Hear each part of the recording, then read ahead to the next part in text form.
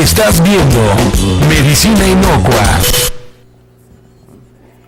Hola, muy buenos días, bienvenidos sean de nueva cuenta a su programa Medicina Inocua, conocimiento que genera salud y bienestar. Y bueno, pues en esta ocasión me encuentro honrado en presentarles a un invitado de esta mañana, el licenciado en nutrición Raúl Azalde Pérez, quien nos va a estar instruyendo y hablando un poco acerca del tema de la obesidad, todas las complicaciones que puede tener este tema, tanto en adultos como en los niños, las dietas que se pueden hacer y qué tan importante y qué factores sociales afectan para que la obesidad pueda ser problema de salud en alguno de nosotros dentro de la población de Durango y de México, que somos un país pues básicamente catalogado como de gente gorda. Oficialmente somos el segundo país con gente más obesa en el mundo. Y bueno, pues quiero recordarles antes de iniciar el programa, el teléfono en cabina es el 143-47-35. Les recuerdo que estamos totalmente en vivo para todas las llamadas, sugerencias, comentarios y dudas que puedan surgir a lo largo del programa. Estamos totalmente en vivo esta mañana de sábado 17 de octubre del 2009. Buenos días, licenciado, ¿cómo está? Muy buenos días, gracias.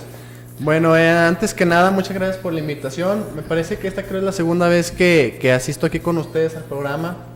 Y pues con mucho gusto aquí para hablarles ahora sobre el nuevo tema que ya lo mencionabas hace ratito, lo que vamos a hablar ahorita de lo que es la obesidad y principalmente pues algunos datos importantes que nos competen tanto como país y como estado. Así es. Habría que empezar por definir qué es la obesidad, a qué nos referimos, cuál es la diferencia entre sobrepeso y obesidad, por ejemplo. ¿Cómo se puede definir lo que es la obesidad? Bueno, mira, básicamente podríamos decir que sobrepeso se podría tomar como un excedente del peso recomendado para la persona, pero sobre un cierto margen, digamos una cantidad mínima, por así decirlo. Y obesidad ya se toma como una gran cantidad de tejido adiposo o de grasa en el cuerpo de la persona o en el organismo. Eso sería básicamente la diferencia, aunque hay muchas otras que se podían tomar algunos factores para determinar si es una persona obesa o sobrepeso, pero básicamente sería eso. Así es. ¿Y cuáles son las causas de la obesidad? ¿Qué es lo que la produce? ¿Siempre es la alimentación? Hay muchos factores, ¿sí? Nos podríamos dividir en lo que serían factores ambientales o externos y factores intrínsecos o factores ya de problemas metabólicos de la persona. Por ejemplo, lo más común es encontrar alguna persona, digamos, que tiene algún problema de lo que llamamos la tiroides, ¿sí? Y esto hace que la persona empiece ya sea a engordar o a adelgazar, en términos simples. Pero en la mayoría de los casos prácticamente es por factores externos, es decir, pues que la persona tiene una mala alimentación, lo de ley, que los taquitos, gorditas, hamburguesas, refresco, etcétera, ¿sí? Y pues falta de ejercicio, es lo más común, ¿sí? A términos simples, digamos, se podría decir que para que una persona llegue a ser obesa, básicamente consume más de la energía que gasta, así de simple, ¿sí? Y dentro de los factores de herencia, por ejemplo, que dicen, es que mi familia todos son gorditos y ya es como de ley que toda esa familia sean gordos. Okay. ¿Qué pasa Ese en también este es un punto muy importante, ya que lo mencionabas ahorita. ¿Por qué? Porque lo más común es encontrar, digamos, si los niños son gorditos, por lo regular los papás también lo son, ¿sí? Muchas veces también es herencia, pero también son hábitos alimenticios. Por ejemplo, en la casa de lo que la mayoría de las personas son gorditos, que el papá, la mamá, y si son 2 niños o 3 niños, no sé, pues también son gorditos. Entonces aquí en este caso, se podría decir, si te fijas, por ejemplo, en una alimentación de una familia que están más o menos sanos o que practican un poco lo que es el deporte, y en una familia que no, la alimentación es muy distinta, ¿sí? Acá se tiende a, por ejemplo, si a los papás dicen, no, ¿sabes qué? A mí no me gusta el brócoli, la coliflor, las frutas, papaya, etcétera, pues lógicamente no se les van a dar a los niños, lo más común, ¿sí? Entonces aquí en estos casos pues empieza a ver que el niño empieza a subir de peso, empieza a engordar, se empieza a aislar un poquito de sus compañeros y pues empieza a causar ahí un poquito de problema. ¿Quién puede determinar el sobrepeso y lo que sería ya la obesidad? un médico, o muchas veces, por ejemplo, vemos en la casa, y más ahora que la tendencia o la moda de alguna manera es como estar delgado, estar constantemente cuidando de tu cuerpo, la gente que se mide con cinta métrica a través de la cintura, ¿cómo pueden saber si realmente se encuentra dentro de sus tallas y su peso ideal? Bueno, mira, lo que mencionabas ahorita de lo de la cintura es una manera pues muy sencilla y se empleó para, digamos, de manera práctica hasta en las instituciones de salud, y las personas en sí mismas se puedan, digamos, más o menos medir si están en riesgo de sobrepeso, obesidad, pero no es la manera más ideal. La manera más ideal sería acudir con un profesional de la salud, ya sea un médico o en mi caso pues algún nutriólogo, ¿sí? Y se toman ciertas medidas de lo que tú mencionabas ahorita, circunferencias como la cintura, hay unas cuestiones que se llaman pliegues cutáneos que te indican la cantidad de grasa, ¿sí? Hay muchos métodos y aquí básicamente sería tomar en cuenta la cantidad de grasa de la persona y el peso que tiene actualmente. Esos serían los principales factores para poder determinarlo. Dentro de las complicaciones que se tiene al ser obeso, ¿cuáles son las principales? Porque muchísima gente vemos que dicen, es que respira como gordo, por ejemplo.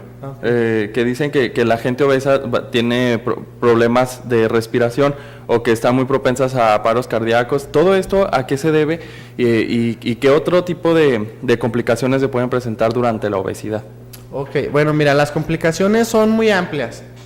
Pueden ser desde factores que nosotros pudiéramos llamar como mínimos, que son sociales, por así decirlo, hasta problemas de salud, dependiendo del grado de obesidad. Por ejemplo, lo que hablamos de los sociales, la cuestión de la autoestima. Cuando son lo más común es que en niños pequeños que empiezan a padecer lo que es la obesidad o sobrepeso, empiezan a ser un poquito más retraídos, más tímidos, porque incluso los niños, cuando, o sea, somos crueles, de que, el gordito, el feo, o el así.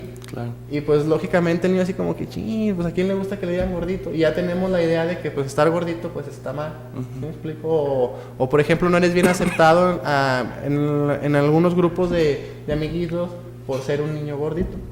Y este tipo de complicaciones, por ejemplo, a nivel social, no pueden determinar que un niño caiga en un círculo vicioso, por ejemplo, que lo discriminen por gordito, pero que él a la vez, como se deprime, come más, o este tipo de depresión se da solamente en adolescentes y ya en adultos. No, también en niños. De hecho, por esta cuestión que tú mencionabas, ha aumentado mucho lo que es hoy en día lo que es la diabetes infantil. Por ejemplo, antes podías ver. Bueno, nos vamos a desviar un poquito de lo que veamos del tema de obesidad, pero va de la mano y va muy relacionado. Lo que es la cuestión de la diabetes. Antes lo más común era encontrar a niños con diabetes tipo 1, que digamos esta se puede decir que son hereditarias y ya son factores ya genéticos, ¿sí? Más que nada.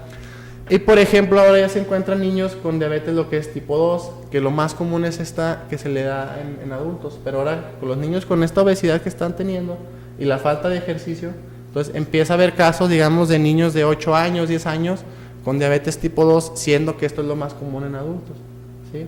Entonces ese también es un factor que pues está avanzando mucho, lamentablemente. Aquí la cuestión de lo que mencionabas ahorita, de que se retraen, les baja un poco la autoestima, se deprimen y empiezan a comer más y se hace como un círculo vicioso, ¿sí? Eso pues sí es un gran problema por la cuestión de que también muchos no tenemos la cultura de acudir o tomar ayuda profesional sobre un psicólogo. Por ejemplo, a veces de que dicen, pues mi niño está muy gordito y, qué bueno, está bien cachetoncito y está bien rojo, está bien sano. Eso no quiere decir que sea un niño sano, ¿sí? Muchas veces pasa desapercibido porque la obesidad, muchas personas no lo tomamos como una enfermedad, sino como una complexión nada más. Y hoy en la actualidad, por muchas organizaciones mundiales, la obesidad y sobrepeso se considera como una enfermedad. Así es. ¿Qué otras complicaciones, por ejemplo, en los niños? Ya vimos lo que es la diabetes y en un aspecto social, lo que es la autoestima y un poquito el aislamiento de los demás compañeros. ¿Qué otra enfermedad podría presentarse durante de la obesidad o podría generarla la obesidad? Sí, mira, la obesidad también empieza a haber algunos problemitas en lo que son desarrollo de los huesos. Por ejemplo, lo que son los huesos largos, como los de las piernas, el fémur, todas esas cuestiones, por el mismo peso, comprime un poquito lo que son los huesos y evita su total crecimiento o total desarrollo, ¿sí? ¿Qué más? ¿Alguna otra complicación que tengamos por ahí? Los niños, por ejemplo, ¿a qué se ven limitados? En el desarrollo físico es muy importante el deporte como niños. De hecho, ya en las escuelas está implementado las clases de educación física o de ejercicios. Estos niños, ¿a qué grado se limitan en el rendimiento, por ejemplo, en comparación a otro niño que no padece la obesidad? Ok, pues mucho. Porque, por ejemplo, esto no se requiere ser ni estudiar nutrición, ni estudiar medicina o ser especialista en algo. Pues no. Simplemente a simple vista, por así decirlo, puedes notar de que si ves a un niño, por decir gordito, que están jugando, que están corriendo, jugando fútbol, lo que tú quieras, y ves a un niño que más o menos está un poco más delgado, un peso más adecuado, pues el gordito rinde menos, se cansa más rápido, rápidamente está sudando, siempre tienen calor, algunas cuestiones así, que pues como te decía ahorita, no se requiere pues ser algún especialista en alguna cuestión para notar eso. Sí, eso sería a simple vista. Aquí digamos lo preocupante sería que en las escuelas sí se está implementando estas cuestiones de alimentación sana, de empezar a procurar lo que es en las tienditas, por ejemplo, algunas escuelas, bueno, clásico, yo me acuerdo cuando estaba en la primaria que siempre era de churritos, gorditas, papitas, y de eso no salías, o incluso molletes. Y ahora en la actualidad ya no se permite eso en algunas escuelas. Por ejemplo, ya tiene que ser que ensaladas, verduras, frutas, esas cuestiones. Pero aquí el problema está en cuando los niños salen de la escuela, porque en la escuela pues ahí sí hasta cierto punto los pueden controlar en ese tipo de cuestiones. Pero ya cuando salen de la escuela y salen en su entorno familiar, pues incluso muchas veces, como te decía ahorita, en la familia no se procura este tipo de alimentación o estos hábitos. Entonces, pues en la casa es donde se desquita de lo que en la escuela se cuidaron. Así es. Porque muchas veces, de hecho, hay mamás que por comodidad dicen, yo prefiero que mi hijo traiga dinero y que compre lo que él quiera, que casi siempre que compre lo que él quiera van a ser comida chatarra o comida rápida, que en las escuelas se los facilitan muchísimo. Por otra parte, por ejemplo, un consejo conveniente de alguna manera sería que desde la casa le prepararan, por ejemplo, ya el alimento sano y que le echaran, por ejemplo, un juguito, un sándwich, pues no sé, balanceado, que no tuviera tanto jamón, tanta mayonesa, o que cuidaran más los productos y que el niño pudiera alimentarse de esta manera en la escuela, o siempre sí es conveniente que el niño, por ser niño, consuma de todo. Ok, sí, fíjate, aquí lo que dijiste ahorita, eso es un punto clave, pero también va acompañado de otra cuestión que ahorita te voy a mencionar. Por ejemplo, ahorita que decías, que el niño coma de todo, y es lo ideal, incluso en los adultos, no nada más en el niño. Lo ideal es que consuma cualquier tipo de persona de todos los grupos de alimentos, ¿sí? Pero aquí la clave o el detalle principal estaría en las cantidades, ¿sí?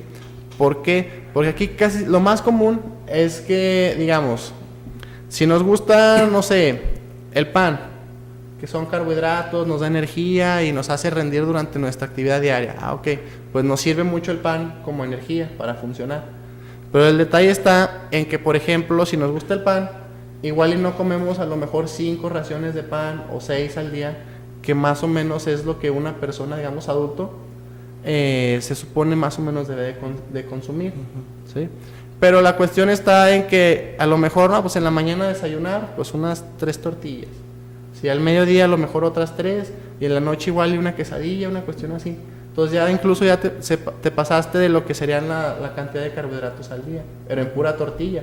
Más aparte si comes arroz, si comes pan, si comes pasta. Entonces todo eso, pues imagínate, se va juntando a lo largo de los años y pues lógico te va empezando a acarrear una obesidad o un sobrepeso, dependiendo del caso. Así es. Y bueno, vemos que la obesidad se está presentando a todos los niveles, en el de infancia, adolescencia y adulto. En Durango, según periódicos locales muy respetados y con muchísima credibilidad en la sociedad duranguense, informaron que en Durango somos el segundo estado de la República con jóvenes mayores de 20 años con obesidad, que somos el segundo lugar de chavos más gordos, por decirlo de de alguna manera, y esto es una cifra pues alarmante, porque también en los niños, el 40% de los niños en Durango son obesos. ¿Cómo va en aumento esto o cómo se está tomando desde un punto de vista dentro de la medicina, vamos? ¿Qué es lo que principalmente está haciendo tan propensa a la gente a que sea obesa? Porque, bueno, por una parte vemos que lo que es la bulimia y la anorexia, que son problemas también de alimentación, pues han afectado en gran parte a los jóvenes. Entonces, ¿cómo está la contraparte de la obesidad, que también va en aumento? ¿Cómo se considera esto? ¿Cómo se ve? Ok, bueno, mira, tomando en cuenta lo que me decías tú de la obesidad hace ratito, lo más, digamos, el punto aquí sería lo más alarmante, porque se está dando mucho la obesidad, es por factores de ignorancia o por desconocimiento de las personas, ¿sí? Casi la mayoría de los casos siempre dice, es que es una persona obesa porque come en exceso y porque, pues lógicamente, si hay dinero, compra chucherías, compra papitas y cuestiones así, ¿sí? Entonces, aquí en Durango pasa algo muy curioso, de que, por ejemplo, si vemos una estadística, hablabas ahorita de la cuestión de las estadísticas, si vemos otra estadística, Durango no son de los estados más ricos o que haya mayor cantidad de dinero por persona en el país, incluso es de los más bajos, pero sin embargo hay mucha obesidad. ¿Por qué? Pues aquí la cuestión está en que volvemos a lo que te decía ahorita, la ignorancia, ¿sí? A mí me ha tocado ver en algunas prácticas que estuve realizando, iba a algunas escuelas, digamos, pues de bajo recurso económico, y por ejemplo los niños decíamos, enséñanos tu lonchera a ver qué traes de desayuno. Sí, me lo puso esto mi mamá y bla, bla, bla. Ok. Abría su lonchera, entonces topabas con que el niño traía un refresco, unas papitas y un gansito, ¿sí? Y entonces ya cuando tú le decías al niño, ¿y te gusta esto? No, sí está bien rico y me lo pone casi todos los días mi mamá. Ok, muy bien. Y cuando hablabas con los papás, le preguntabas a la señora, oiga señora, pues ¿por qué el niño trae esto y esto en su lonchera? Me dijo, no, es que no tengo dinero y no tengo tiempo para darle otra cosa. Le digo, pero pues si hacemos cuentas en dinero, la coca no sé cuánto valga, unos 5 pesos más o menos. Sí. Ok, 5 pesos, otros 5 de las papitas, no sé, otros 5 del gansito, son 15. Con 15 pesos fácilmente puede preparar un agua fresca, una fruta y un sándwich. Y es mucho más nutritivo, menos calorías y pues le beneficia más al niño. Pero también aquí la cuestión es que la ignorancia, porque piensan de que el sentirse satisfechos o el comer hasta quedar saciados, con eso ya está bien, y pues no. O darle lo que al niño le gusta, por ejemplo. De hecho, sí, pues lo más común y es lo más fácil.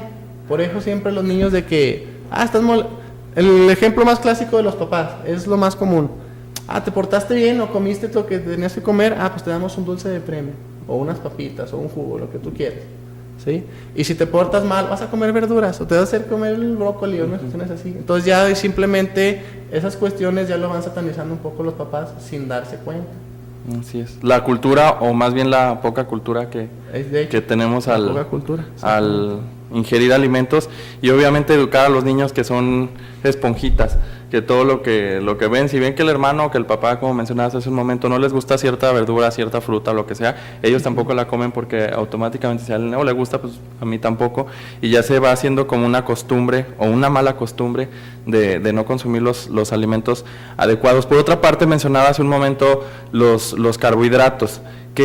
¿Cómo se puede definir los carbohidratos? ¿Qué son y en qué alimentos los encontramos? Bueno, mira, los carbohidratos básicamente son compuestos orgánicos, o sea, compuestos de carbono, principalmente entre hidrógeno y oxígeno. Pero aquí estos alimentos tienen, digamos, se podría decir que es como un arma de doble filo, por así decirlo. En consumo adecuado nos van a dar la cantidad de energía adecuada para nuestra actividad diaria, nos van a hacer que nos sintamos bien y que no andemos cansados, por así decirlo, porque simplemente pues son energía, algunos minerales y vitaminas, ¿sí? Pero aquí la cuestión, lo que mencionaba yo del arma de doble filo, es debido a que si tú empiezas a consumir estos carbohidratos en exceso, esa energía que no se va a utilizar se va a empezar a almacenar y se va a convertir en grasa. Es aquí el gran detalle de lo que te mencionaba ahorita. Por ejemplo, yo te decía, no, pues ¿sabes qué? Con 6 tortillas al día pues tienes para funcionar correctamente, ni te falta energía, ni te sobra, o sea, lo que es. Ok, está bien. Pero nosotros por el gusto del paladar, por decir, aquí lo más común es en México es la tortilla, que la mayoría comemos cantidades grandes de tortilla, ¿sí? Entonces ya a lo mejor esas 6 que te estaba recomendando, a lo mejor ya no son 6, son 10, son 12. Todos esos excesos son los que va a empezar a producir exceso de energía y pues se va a convertir en grasa, ¿sí? ¿Cómo podríamos nosotros racionar, por ejemplo, lo que es el tipo de carbohidratos que consumimos? Por ejemplo, ya vimos que 6 tortillas, más o menos en promedio un adulto, son la cantidad de energía que deben consumir diariamente, pero por ejemplo alguien que no es consciente y la mamá que está caliente y caliente tortillas y entre más les pones, pues más come, la verdad. Es volver a lo mismo, por la poca cultura o por la inconsciencia también que existe al momento de alimentarnos. ¿Cómo podría racionarse este tipo de alimentos? Aquí lo más sencillo, bueno, en cuestión de adulto, claro que esto que te estoy mencionando es muy variable, ¿sí? Por ejemplo, si alguna persona tiene alguna enfermedad, alguna patología, si hace ejercicio, si es una persona que está hospitalizada, cuestiones así, cambia mucho las recomendaciones que te estoy dando, pero esto lo tomamos como una persona sana que no realiza algún ejercicio continuo, ¿sí? O sea, que digamos, por decir así como nosotros que estamos ahorita aquí sentados hablando, eso se podría recomendar para nosotros, ¿sí? Entonces, normalmente lo más común es que tenemos la cultura aquí en nuestro país de que hacemos lo que son 3 comidas al día, lo que es desayuno, comida y cena, ¿sí? Normalmente lo más recomendable es hacer 5 o de 5 a 4, que sería poner algún refrigerio en la mañana y en la tarde, o algún refrigerio ya sea en mañana o en la tarde. Sí, pero lo más común es que lo más correcto, digamos, serían 4 o 5 comidas.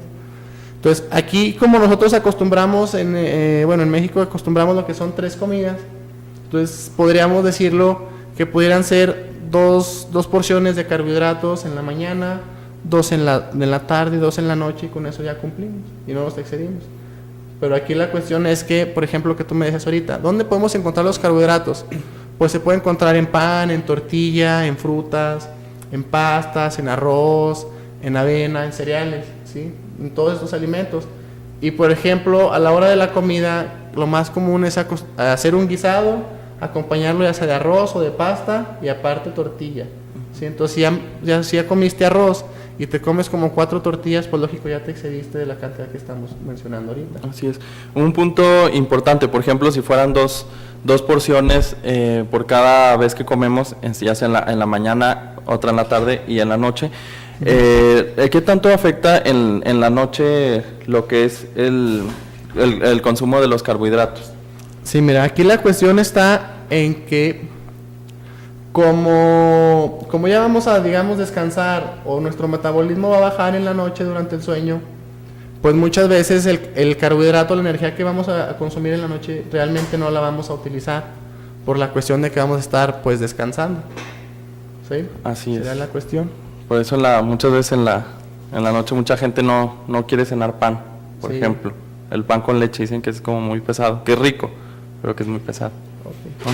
Bueno, seguimos hablando de la obesidad. Vamos a nuestro primer corte comercial. Les recuerdo que estamos totalmente en vivo. El teléfono del estudio es el 143-47-35 por cualquier duda, comentario, sugerencia que tengan respecto al tema y que el licenciado Raúl Lazalde les pueda pues de alguna manera la respuesta o algún consejo. Pues todas las llamadas son bienvenidas. A la gente que esté en su casa y que tenga que salir en este momento, les recordamos que la transmisión de TV Lobo se encuentra a través de la red, a través de www.lobotimes.net. Vamos a primer corte comercial y regresamos.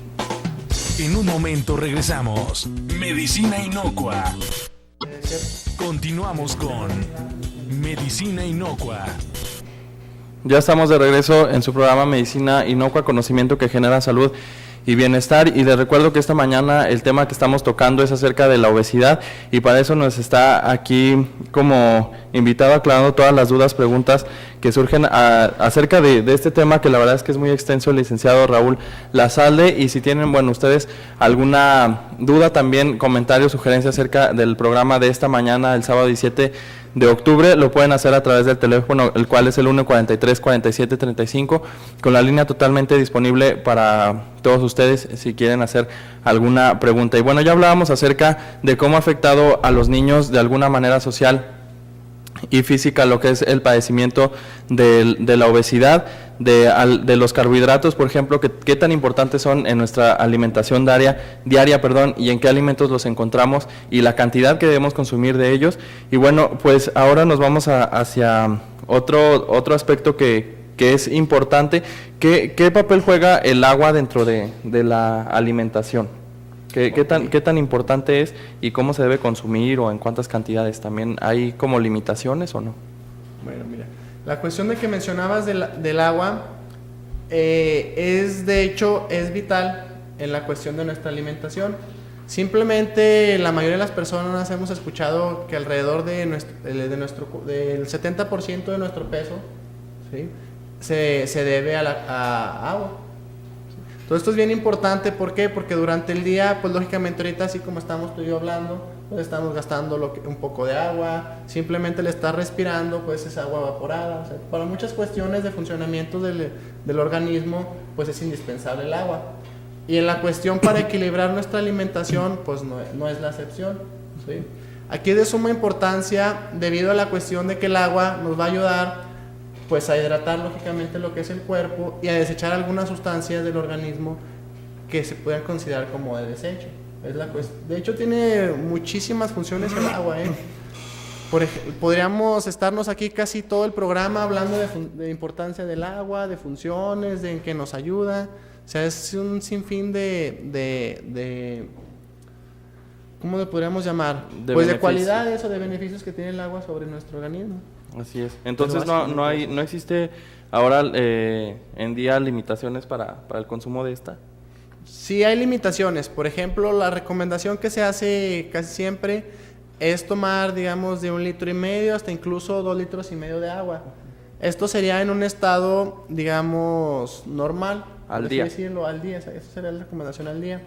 Pero sería en un estado así, como te decía ahorita, que estamos con actividad muy ligera, de levantar cosas, de caminar, de nuestro trabajo de oficina, se tomaría esta recomendación. Lógicamente, en lugares más calurosos, pues se tiene que consumir más, o en cuestiones de deportistas, pues esto aumenta muchísimo más. Por ejemplo, lo más común hoy en día es de que la mayor parte de las mujeres que empiezan a hacer ejercicio entran en la cuestión esta del spinning. Sí, que van a la bicicleta y a darle duro y luego es un cuartito encerrado. Algunas veces hay ventilación adecuada, en otras no. Entonces todo esto pues empieza a generar un calor pues bastante grande y pues lógicamente sudoración. Y lo más común es que hacen en las personas que hacen este tipo de ejercicio, que en un ratito de que hicieron spinning ya se chutaron 1 litro y medio de agua. ¿Sí? ¿Y es conveniente o no? Fíjate, aquí lo conveniente es, esa pregunta que me hiciste bastante buena, es tomar agua antes del ejercicio, durante y después, pero lógicamente en cantidades racionadas. O sea, no de que, pues llegas y haces tu ejercicio y ya te estás sudando y bien cansado y de volada te echas 1,5 litros de jalón y ya te sientes así bien varadote y ya te sientes que ya te estás saciado de agua. Y en realidad no, estás deshidratado. Nada más que pues sientes distensión abdominal y pues siente que ya estás pleno, pero en realidad pues ahí hay un grado de deshidratación. Así es. La cuestión de las dietas. Por ejemplo, hablando de la obesidad, muchísima gente se somete a este tipo de cuestiones. Lo que es hacer una dieta, que de hecho está un poco mal aplicado el término, porque pues dieta es básicamente lo que comemos día con día, sea bueno sea malo, ¿no? Okay. Sin embargo, bueno, vámonos a los términos culturales. Si alguien se somete a dietas, ¿qué tan importante es seguir un buen régimen alimenticio, por ejemplo, para la gente obesa? Porque muchísimas veces dices que yo estoy haciendo esta dieta y la verdad es que no veo resultados. No me está funcionando, sin embargo, de alguna manera su organismo lo está recibiendo de buena manera. Ok. Aquí la cuestión de las dietas, como tú mencionabas ahorita, pues lógicamente hay sin fin de dietas, porque si nos basamos a la definición, digamos, esencial de lo que es dieta, pues lo que mencionabas tú, hay un sinfín de dietas, dependiendo de lo que comamos. Pero ya en algunos regímenes alimenticios que son, digamos, más específicos o más especializados, aquí es muy, muy variable. ¿Por qué? Pues porque dependiendo de lo que quiera el paciente o quiera la persona, se debe de tomar el tipo de dieta adecuado para él. Por ejemplo, lo más común es encontrar, no sé si has visto las cuestiones que se ponen las balines o cuestiones así, de acupuntura.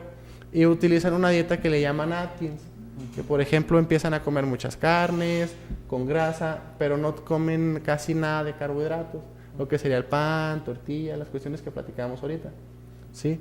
Entonces, ese tipo de dieta, pues si es simplemente lo que tú quieres es bajar de peso, pues va a funcionar bastante bien, ¿sí? Te va a funcionar, porque si el objetivo es lo que te mencionaba ahorita, nada más pérdida de peso, ok, pues va a estar excelente. Pero si tú eres una persona que lo que realizas ejercicio, tienes alguna actividad diaria o algún tipo de enfermedad, por ejemplo, no sé, algún problema del hígado, entonces esa dieta, más que ayudarte a bajar, pues te va a perjudicar, te va a afectar tu hígado y no vas a rendir en tu actividad física. Por eso te digo que dependiendo el objetivo del paciente o lo que quiera la persona, entonces es la dieta que se va a tomar. Aunque hoy en día hay algunas dietas que se adecuan para un ritmo de vida, digamos, podemos decirlo normal, de que vas a trabajar o de que haces ejercicio, que vas a estudiar y te funciona. Por ejemplo, hay una que es la dieta mediterránea o que la dieta de la zona, no sé, ¿qué más? Pues hay un sinfín de dietas, muchísimas. Ahorita que menciona este tipo de dietas, la mediterránea es una de las más recomendadas. ¿Por qué es esto? ¿En qué consiste? Ok, bueno, mira, de hecho esta dieta se empezó a hacer bien famosa por la cuestión de los artistas. Sí, ya ves que, por ejemplo, dicen, que, no sé, Thalía está haciendo tal dieta, famosísima dieta y en todo el mundo anda, ¿sí? Aquí fue, la cuestión de esta dieta, de hecho es de las más equilibradas que hay, que se conocen en la actualidad, ¿sí? Por la cuestión de que te incluye la mayoría de los grupos de alimentos, pero incluye de lo que son algunos puntos bien importantes y que aquí en México les tenemos miedo, ¿sí? Lo que son los aceites o las grasas. Y aquí en esta dieta te maneja lo que son aceites de oliva, aceites de origen vegetal, y esos aceites, más que perjudicar, te benefician, ¿sí? Y la cuestión, otro punto muy importante de este tipo de alimentación es que maneja lo que son cereales o panes, pastas, todas esas cuestiones, pero integrales, ¿sí?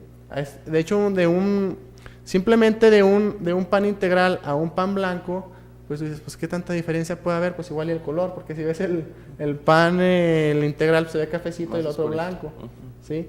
Pero aquí la cuestión de la fibra. Esta mentada fibra también, o sea, tan mencionada ahora en la actualidad, salen comerciales y en la tele y todo. Nos ayuda en que nos mejora mucho la digestión y nos retrasa la absorción del carbohidrato, ¿sí? Cuando retrasa la absorción del carbohidrato, ese hace bueno, algunos cambios en el organismo de insulina, cuestiones de estas, y que sea más benéfico para el organismo, que no nos cause tanto daño, por así decirlo. Así es. Pero son varias reacciones. ¿Y el consumo de alimentos que contengan fibra no dañan de alguna manera o no te acostumbran a algo dentro del organismo? Por ejemplo, si yo como mucha papaya y estoy acostumbrado a estar consumiendo fibra, por ejemplo, en pan integral o en algún otro tipo de alimento, ¿no es de alguna manera mal acostumbrar al organismo o es bien acostumbrarlo? Fíjate, de hecho es bien acostumbrarlo. Porque, por ejemplo, es como, digamos, a un carro, por decir algo. Si a tu carro tú siempre le estás poniendo a lo mejor gasolina, no sé, premium, te gusta de la roja, que supone que es mejor, pues tu carro va a estar funcionando bien. Si de repente tú dices, chino, ahora no hubo manera de ponerle premium, pues Magna, que es un poquito de menor calidad. Entonces, lógicamente, tu carro lo va a empezar a resentir un poco. Es igual en el cuerpo. Si tú estás acostumbrado a tu cuerpo a darle una buena alimentación, una alimentación equilibrada, con adecuada fibra, adecuada agua, adecuados nutrientes, pues lógico, cuando no los obtenga, pues se va a empezar a quejar, por así decirlo. Va a empezar a haber molestias de que va a batallar a hacer del baño, te vas a sentir un poco más débil, dolores de cabeza, algunos síntomas. Pero es pues totalmente normal. Así es. Por otra parte, las mujeres perdón, que tienen obesidad y que presentan el embarazo o que desean tener un embarazo, ¿qué complicaciones o qué riesgos se presentan dentro de una mujer con estas cualidades? Dependiendo, por ejemplo, también de la edad, el nivel de vida, la alimentación que tenga y la genética, obviamente. cómo afecta o qué es lo que principalmente se presenta o se recomienda dentro de las mujeres embarazadas o que desean embarazarse con sobrepeso. Ok, mira, aquí lo ideal es antes de embarazarse empezar a reducir un poco lo que sería la cuestión del peso, ¿sí? Tratar de bajar a un peso más o menos adecuado, aunque no sea el recomendado para ella, pero que sea, digamos, un peso no tan excedente como se puede decir como una obesidad, ¿sí? Aquí el riesgo principal sería de que conforme va avanzando el embarazo, pues lógicamente todos hemos visto que la mujer o la madre va a empezar a subir de peso, y va a ganar peso a expensas de que va a empezar a comer más y de que va a empezar a crecer lo que sería el producto que trae en el vientre, ¿sí? Aquí hay un riesgo bien importante y pues de hecho lo malo es que común en la sociedad es que les puede dar una cuestión que se llama preeclampsia, ¿sí? Esta mentada preeclampsia empieza a subir un poco lo que es la presión arterial, algunos problemas de que pueda causar diabetes, lo que se llama gestacional, que es durante el embarazo, ¿sí? Y todo esto pone en riesgo la salud del niño que está ahí en el vientre y puede provocar algún tipo de aborto o simplemente que no se logre el producto.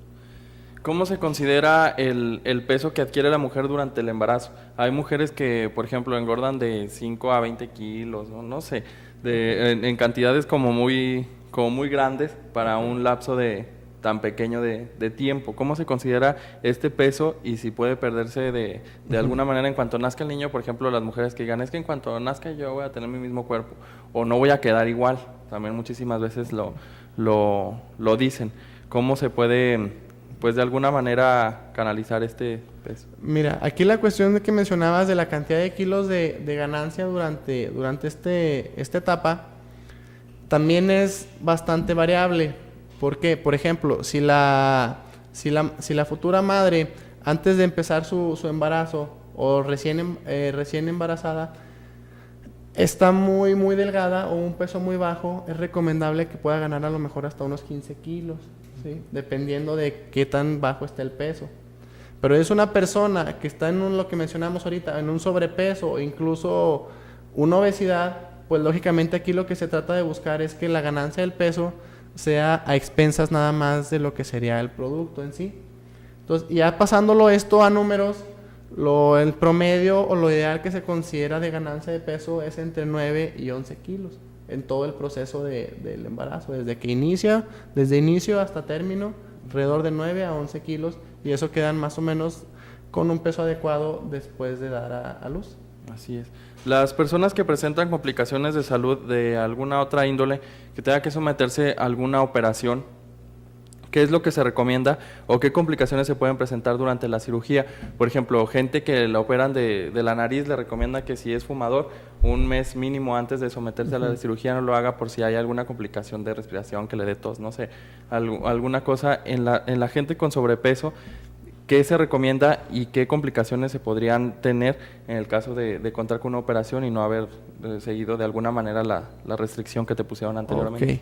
Pues aquí la cuestión está principalmente las complicaciones serían a la hora del paciente o de la persona está en el proceso quirúrgico, ¿sí? Porque no responde igual, por ejemplo, si empieza a haber alguna pérdida de sangre o alguna cuestión así, pues es más difícil que una persona obesa con sobrepeso recupere o que se estabilice, por así decirlo, que una persona que esté en un estado de salud óptimo o adecuado. Incluso la recuperación es más prolongada y es más molesta para el paciente, porque tarda más en cicatrizar las heridas, se empiezan a sentir un poco más débiles, más cansados, y pues son más complicaciones.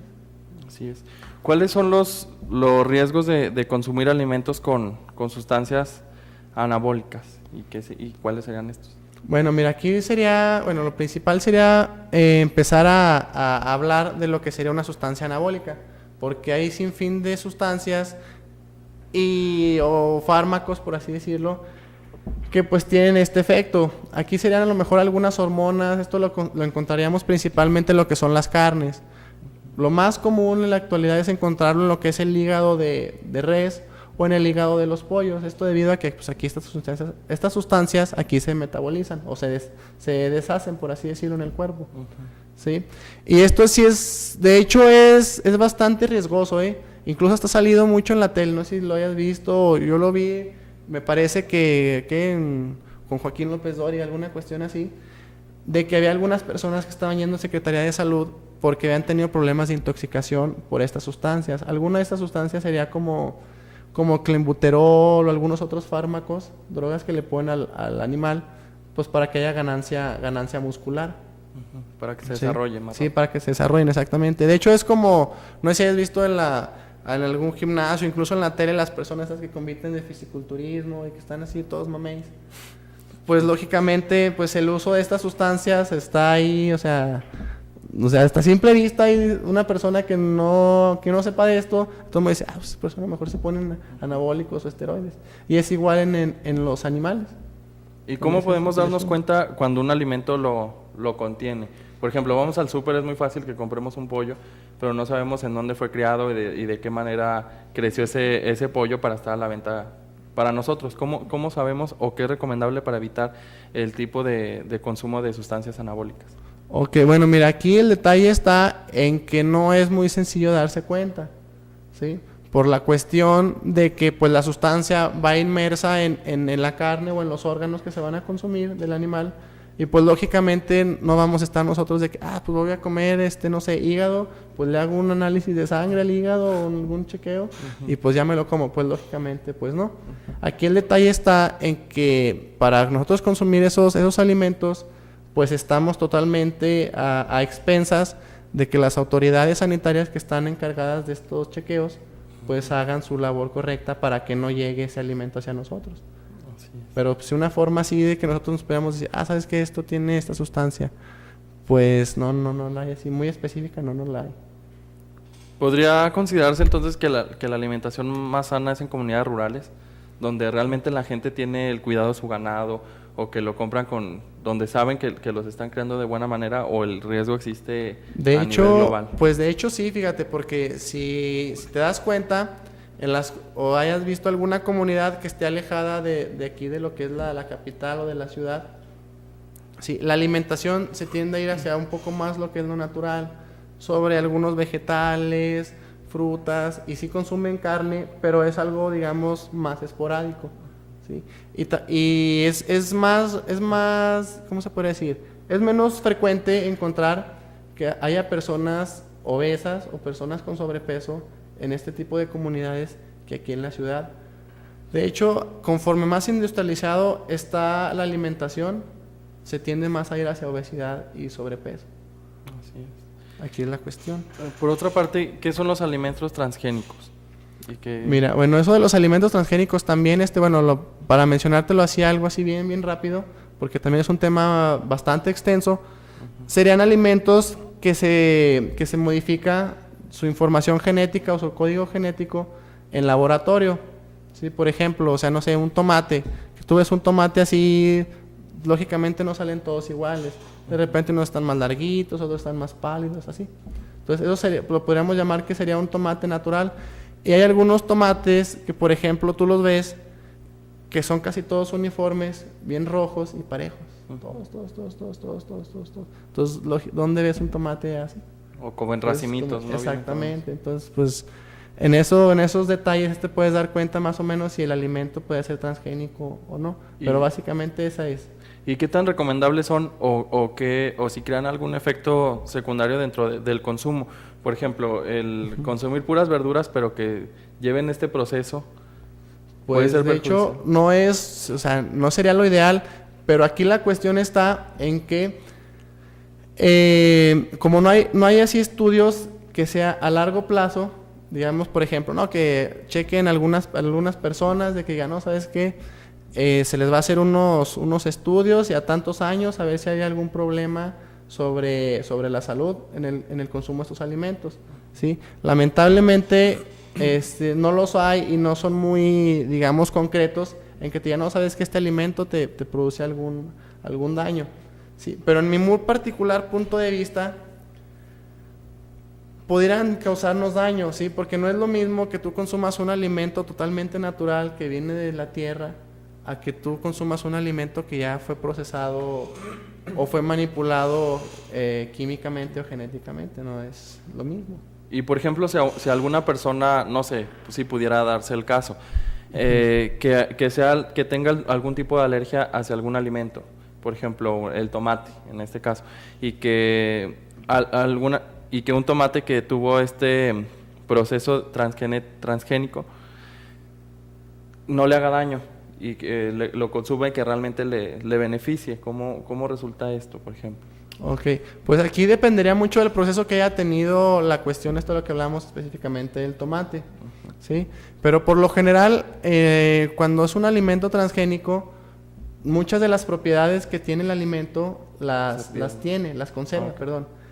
Pero aquí la cuestión está en que esto se empieza a ir enfocado hacia, bueno, entre comillas, mejorar el aspecto del alimento y su resistencia hacia el medio ambiente, ¿sí? Para que, por ejemplo, plagas, algunas cuestiones de clima no los afecten, ¿sí? Pero eso a cuestión a largo plazo no se sabe si tenga algún perjuicio o problema hacia la salud. Así es. Es aquí el detalle. Pero, por ejemplo, sería conveniente en el sentido que si no te llega algún alimento, pudiera crearse de esta manera o te llegara de esta manera. Fíjate, aquí la cuestión está en que esto también, como lo que mencionabas ahorita de la cuestión de los medicamentos en los animales o en algunos alimentos, no se puede cuantificar o no se puede estar totalmente seguro de que el alimento sea inocuo o no, por la cuestión de que eso también está regido por ciertas organizaciones, y aquí en México incluso hay leyes para esta cuestión, pero pues aquí te digo lo mismo, estamos totalmente dependientes de las instituciones sanitarias que rigen esta cuestión. Así es. Ya para despedirnos, antes alguna recomendación que pudiera dar a toda la gente que nos está viendo en este momento y que tienen algún sobrepeso, obesidad, o que tienen la duda de si lo tienen o no, porque muchas veces pues, es que yo soy gordito por naturaleza, o porque así son todos en mi familia, que este tema ya lo tocamos a lo largo del programa.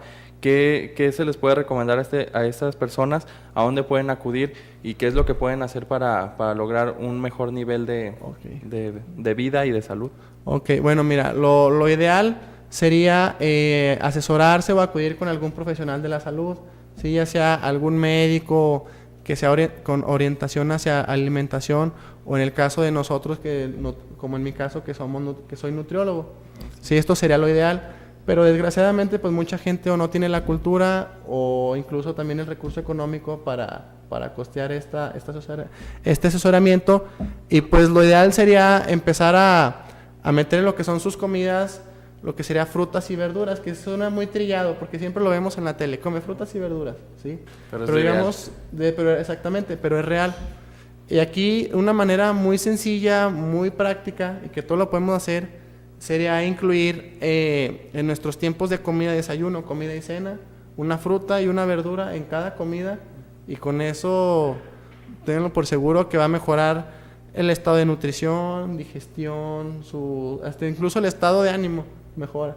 Y ahorita que mencionaba acerca de la gente que no cuenta con los recursos económicos, ¿es muy caro recibir este tipo de asistencia?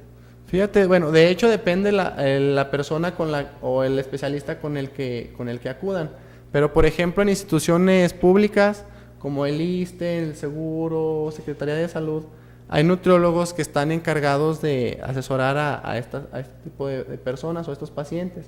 Pero aquí el detalle está en que no tiene mucho auge porque las personas desconocen de que exista este tipo de servicio y muchos van a su consulta y se van, ¿sí? Pero pues pueden acercarse a sus instituciones. Si alguno está afiliado a alguna institución pública de este tipo que mencioné ahorita, pues pueden acudir a su médico, le platican y el médico los puede orientar hacia un nutriólogo. Así es. Bueno, pues muchísimas gracias. Este tema indudablemente es muy extenso y habría que invitarlo nuevamente para abarcar los temas que nos faltaron sobre la obesidad y el sobrepeso. Y bueno, pues quiero agradecerle su presencia esta mañana y por todo el conocimiento que nos dio acerca de este No, tema. de nada, muchas gracias por haberme invitado. Y pues bueno, quedamos ahí pendientes sobre abarcar un poquito más de información, otro programa más adelante. Así es.